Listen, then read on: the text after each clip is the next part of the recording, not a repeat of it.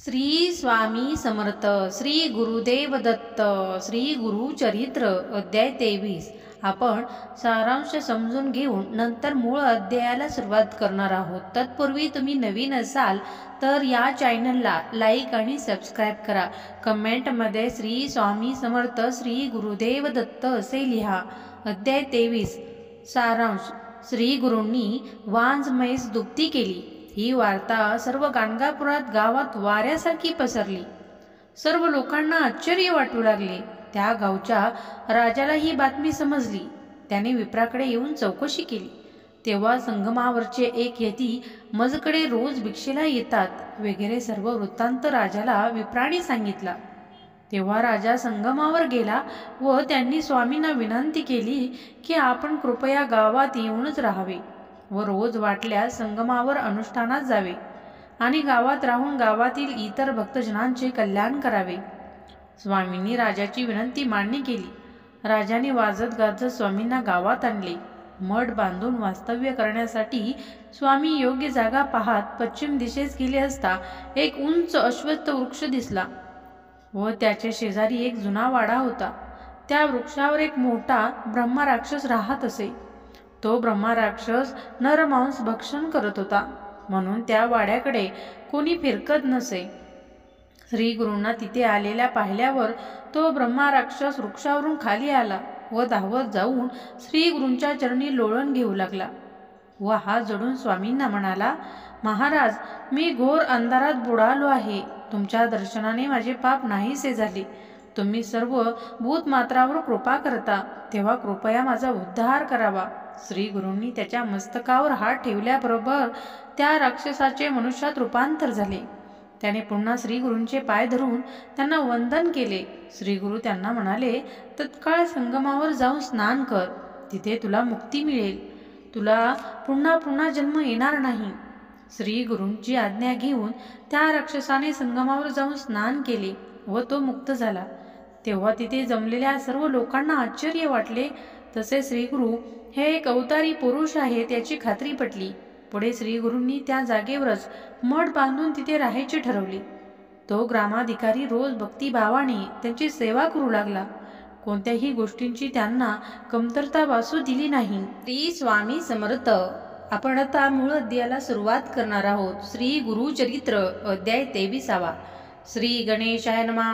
विनवी शिष्य नामांकित सिद्धासी असे पुसत पुढील कथा विस्तारत निरोपावे दातारा सिद्ध म्हणे एक बाळा श्री गुरूंची अखिल लीळा तोची विप्र प्रकट करिता झाला वांज महिषी व्रत्यजाचे गृही तया गावी रे दिवसी शार मृतिका वाहवयासी मागो आले महिषीशी द्रव्य देऊ म्हणती विप्रमणे तयासी नेदू आपली दुबती महशी दावितसे सकळ कासी शिर भरणे दोन्ही केली करती विस्मय सकळ जन म्हणती वांज दंतहीन काल होती नाकी कुण वेसन रुजू अभिनव नव्हती गर्भवांज म्हशी कास नव्हती दुबेकेसी वार्ता फाकली विस्तारेसी तया ग्रामाधिपती प्रती विस्मय करती तयवेळी अधिपती आला तया जवळी नमन करुणी चरणकमळी पुसतसे वृत्तांत विप्रमणे तयासी असे संगमी संन्यासी त्यांची महिमा आहेसी होईल त्रिमूर्तीचा अवतार नित्यामुच्या मंदिरासी येते श्री गुरु भिक्षेसी वरो नव्हतो कालचे दिवशी शिरा आपणा मागितले वांज म्हणता रागोणी म्हणे शिर दोहा जाऊनी वाक्य त्यांचे निघता मुखातुनी कामधेनू परी झाली विप्रवचन परिसोणी गेला तो राजा दाहुणी सर्व दळ शृंगारुणी आपले पुत्र कलत्रसहित लोटांगणी श्री गुरुसी जाऊनी राजा भक्तीसी नमन केले साष्टांगेसी एक भावे करुणिया जय जय आजी जगद्गुरु त्रयमूर्तीचा अवतारू तुझी महिमा परंपरू अशक्याम्मा वर्णिता नेनो आम्ही मंदमती माया मोह अंधकारवृत्ती तू तारक जगज्योती उद्धरावे आपणा येते अविद्या माया सागरी बुडालो असे गोरांधारी विश्वकर्ता तारी तारी मनोनी जरणी लागला वर्णावया तुझी महिमा स्त्रोत करिता शक्याम्मा तुझी रक्षिता केशवाम्मा चिन्मयात्मा जगद्गुरु संतोषुनी श्री गुरुमूर्ती तया रायांते पुसती आम्ही तापसी असोयती अरण्यवास करीतसो काय कारण आम्हापाशी येणे तुम्ही स ब्रह्मेसी कलत्रपुत्र सहितेसी कौण कारणे सांग मज ऐकोणी श्री गुरुचे वचन राजा विनवी कर जोडून तू तारक भक्तजना अरण्यवास कायसे उद्धार वया भक्तजना की जे अवतार नारायणा वसे जैसे भक्त म्हणा संतुष्टावे तेने परी ऐशी तुझी ब्रीद ख्याती वेद पुराणी वाखिनीती भक्तवत्सल तुझी मूर्ती विनंती माझी परिसावी गाणगापूर महास्थान स्वामी करावे पावण नित्य ते अनुष्ठान वास करणे ग्रामात मठ करुणी ते स्थानी असावे आम्हा उद्धरोणी म्हणोनी लागे श्री गुरुचरणी भक्तिपूर्वक नरेश्वर श्री गुरु मणी विचारती प्रकट होणे आली गती क्वचित काळ येणे रीती वसने गडे त्या स्थानी भक्तजना तारणार्थ पुढे असे कारणार्थ राजे यांचे मनोरथ पुरहू म्हणती ते वेळी ऐसे विचारुणी मानसी निरोप देती नराधिपासी जैसी तुझ्या मानसी भक्ती असे तैसे करी श्री गुरुवचन ऐकोनी संतोष झाला बहुमणी बैसोनी सुखासनी समारंभे निघाला नाना परीची वाद्ययंत्रे गीतवाद्य मंगळतुरे मृदंग टाळ निर्भरे वाजताती मनोहर यानी छत्रपताकेसी गजंतुरंग शृंगारेसी आपुले पुत्र कलत्रेसी सबे चालती सेवा करीत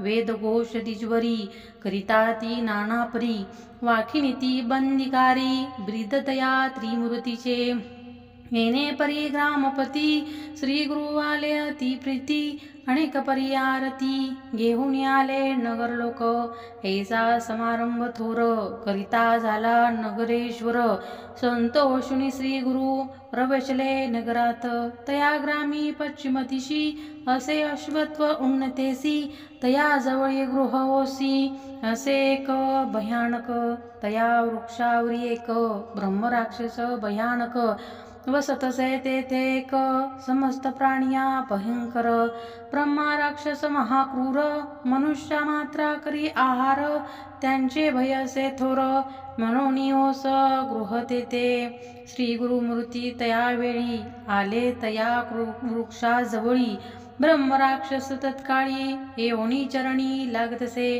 कर जोडणी श्री गुरुसी विनवितसे भक्तीसी स्वामी माते तारी तारियेसी गुरोंदारी बुडालो तुझे दर्शन मात्रेसी गेले माझे अर्जव दोषी तू कृपाळू सर्वभूतासी उद्धरावे आपणाते कृपाळ मूर्ती श्री गुरु त्यांचे मस्तके ठेविती करू मनुष्य रूपे होऊनी रू लोळतसे चरणकमळी श्री गुरु म्हणती तयासी त्वरित जाई संगमासी स्नान करिता मुक्त होसी पुनरावृत्ती नव्हे तुझ श्री गुरु वचन ऐकून करी राक्षस संगमी स्नान कलेवर सोडून मुक्त झाला तक्षणी विस्मय करती सकळ लोक म्हणती होईल मूर्ती एक हरि अज पिनाक हाचे सत्य होईल राहिले श्री गुरु तया स्थानी मठ केला तक्षणी नराधीप शिरोमणी भक्तिभावे पूजितसे श्री गुरु नित्य संगमासी जाती अनुष्ठान कालासी नराधीप भक्तीसी सैन्यासहित आपण जाय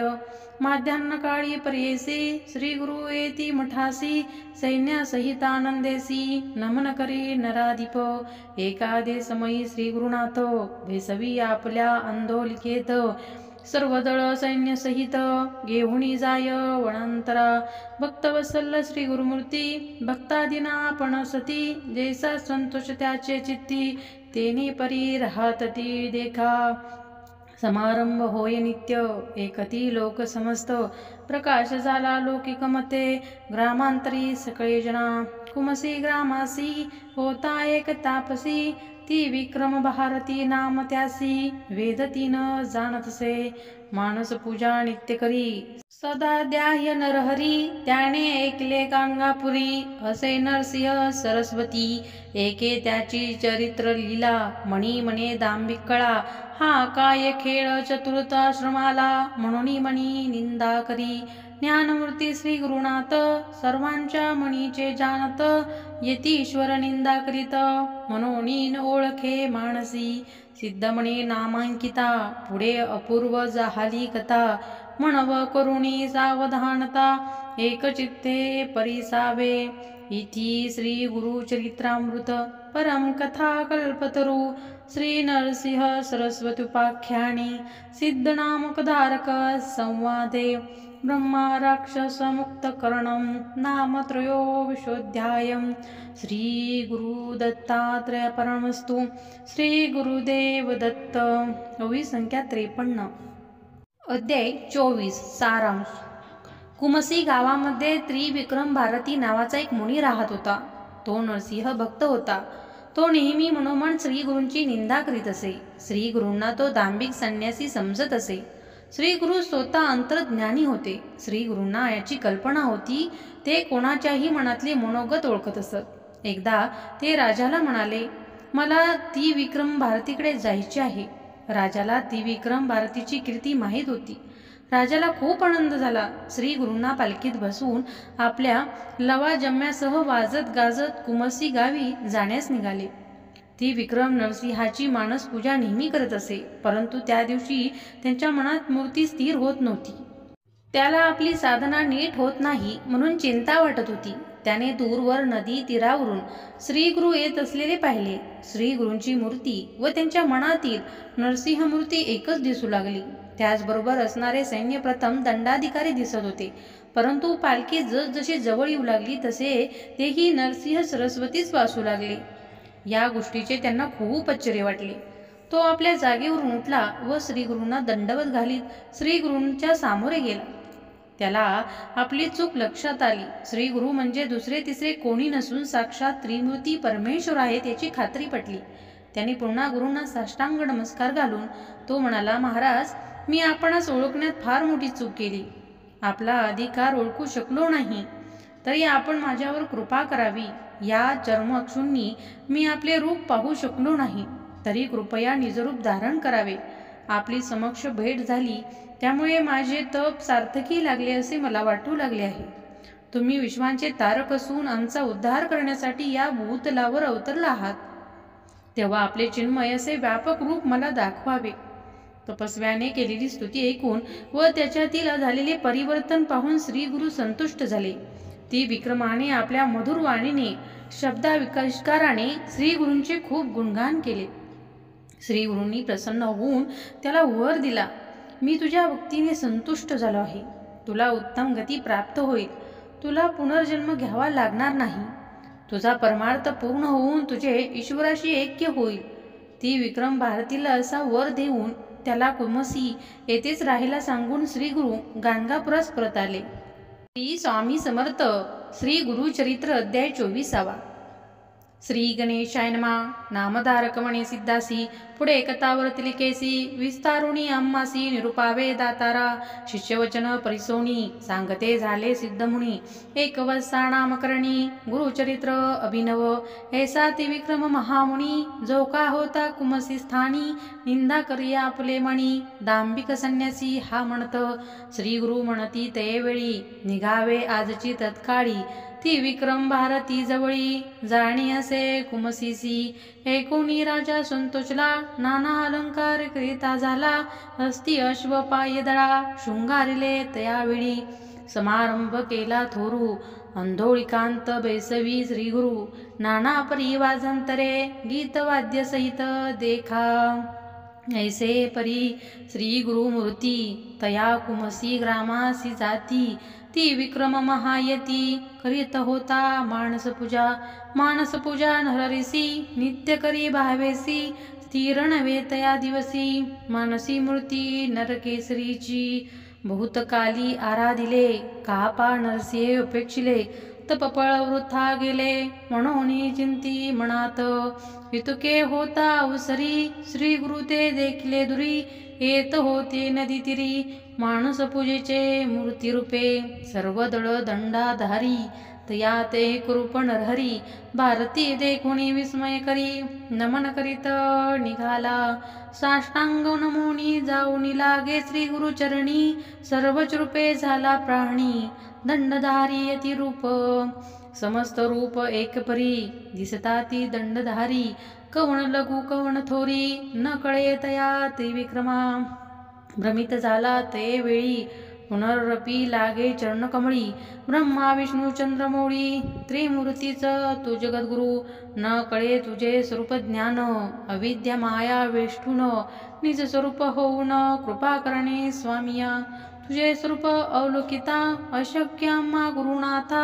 चर्मक्षु करुणियाथा पाहू न शके म्हणतसे तू व्यापक सर्वाभूती नरसिंह मूर्ती झालासी यती श्री नरसिंह सरस्वती समस्त यती एक रूप कवना ते नमू आपण कवना पडे दाऊ करुणा त्रय मूर्ती तुझी ओळखे कुणा निज रूपे व्हावे स्वामिया तप केले बहुत दिवसी पूजा केली तुझ मानसी आजी आली गाफळासी मूर्ती साक्षात भेटलासी तू तारक विश्वासी म्हणून भूमी अवतरलासी उद्धरावया आम्हासी दावी विश्वरूप चिन्मय ऐसे परी श्री गुरुसी स्तुती करी तो तापसी श्री गुरुमूर्ती संतोषी झाले निज मूर्ती एक व्यक्त पाहे तया वेळी दिसू लागले सैन्य सकळी तयामध्ये चंद्रमौळी दिसे श्री गुरु भक्तवरद श्री गुरु म्हणती यतीसी नित्य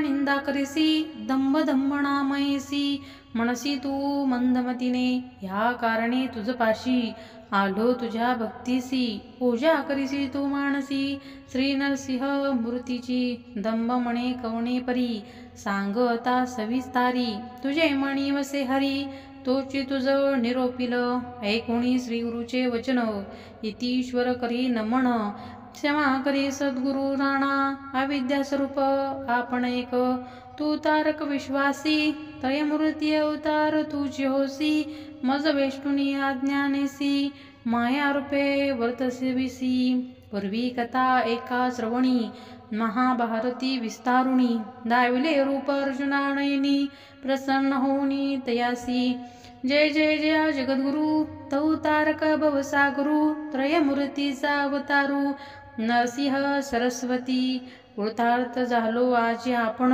दर्शन झाले तुझे चरण न करिता सायास प्रयत्न भेटला रत्न चिंतामणी येणे परी श्री गुरुसी करी स्तोत्र बहुवसी श्री गुरुमूर्ती संतोषी दिदलावर तयावेळी वर देती ती विक्रमासी तुष्टलो तुझ्या भक्तीसी तुझ सद्गती होईल बरवसी पुनरावृत्ती नाही तुझ लाभेल परमार्थ होईल ईश्वरी एकता ऐसे म्हणून श्री गुरुनाथा निघाले आपले निजस्थाना वरदेवनी भारतीसी राहिविले तेथे कुमसीसी क्षण लगे लागे पर्ययसी आले मागुती गानगापुरा सिद्ध म्हणे नामधारका श्री गुरु महिमा ऐसे एका त्रयमूर्ती तोची देखा नररूपे वर्ततसे गुरुर ब्रह्मा गुरुर विष्णू गुरुची होय गिरिजारमणू वेदशास्त्रे पुराणे बोलताती प्रसिद्ध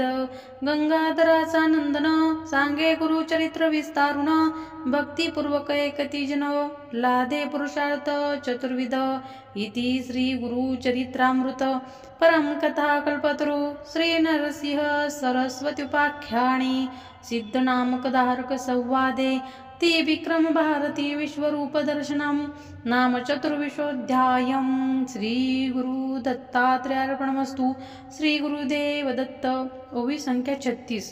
व्हिडिओ आवडला असेल तर चॅनलला लाईक आणि सबस्क्राईब करा। कमेंटमध्ये श्री स्वामी समर्थ श्री गुरुदेव दत्त असे लिहा। धन्यवाद।